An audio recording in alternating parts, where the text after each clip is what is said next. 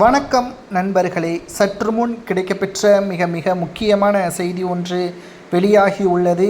திமுகவின் மிக முக்கியமான கூட்டணி கட்சியான காங்கிரஸ் திமுகவிடம் இருந்து வெளியேற உள்ளதாக தகவல்கள் கிடைக்கப்பெற்றுள்ளது.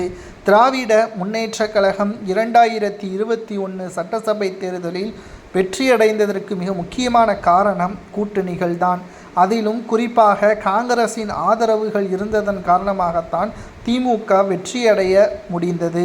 ஆனால் இந்த முறை காங்கிரசிற்கு 50 தொகுதிகள் கொடுக்க வேண்டும் என்று காங்கிரஸ் கட்சியின் மூத்த நிர்வாகிகள் திமுகவிற்கு அழுத்தம் கொடுத்துள்ளனர்.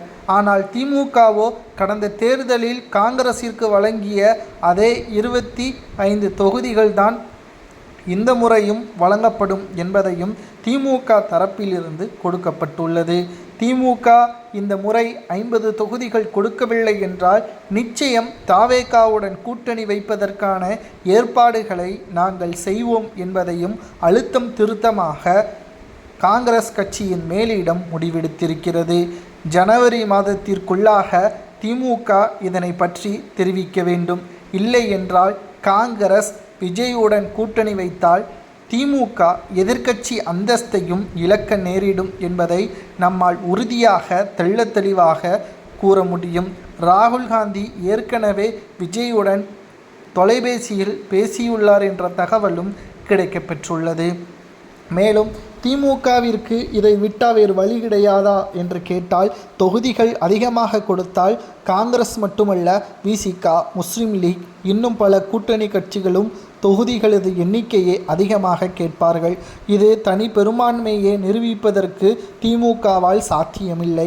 இதனால் ஆட்சி அதிகாரத்தில் பங்கு வேண்டும் என்று ஒருவேளை திமுக வெற்றியடைந்தால் அது மிகப்பெரிய சிக்கலாக மாறும். ஆனால் திமுக வெற்றியடைவதற்கு வாய்ப்பே இல்லை என்ற தகவலும் புதிய கருத்து கணிப்புகளும் வெளியாகியுள்ளது.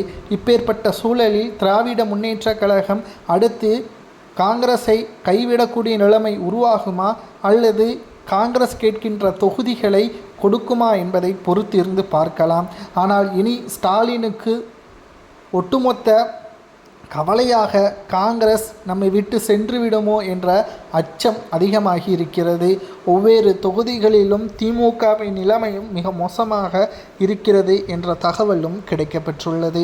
பொறுத்திருந்து பார்க்கலாம். 2026 சட்டசபை தேர்தலில் திராவிட முன்னேற்றக் கழகம் வெற்றி அடையக்கூடிய வகையிலான ஏற்பாடுகளை செய்கிறதா அல்லது திமுக தோல்வியை தழுவக்கூடிய வகையில் தமிழக மக்கள் வாக்குகளை தாவேகாவிற்கும் அதிமுகவிற்கும் செலுத்துகிறார்களா என்பதை பொறுத்திருந்து பார்க்கலாம்.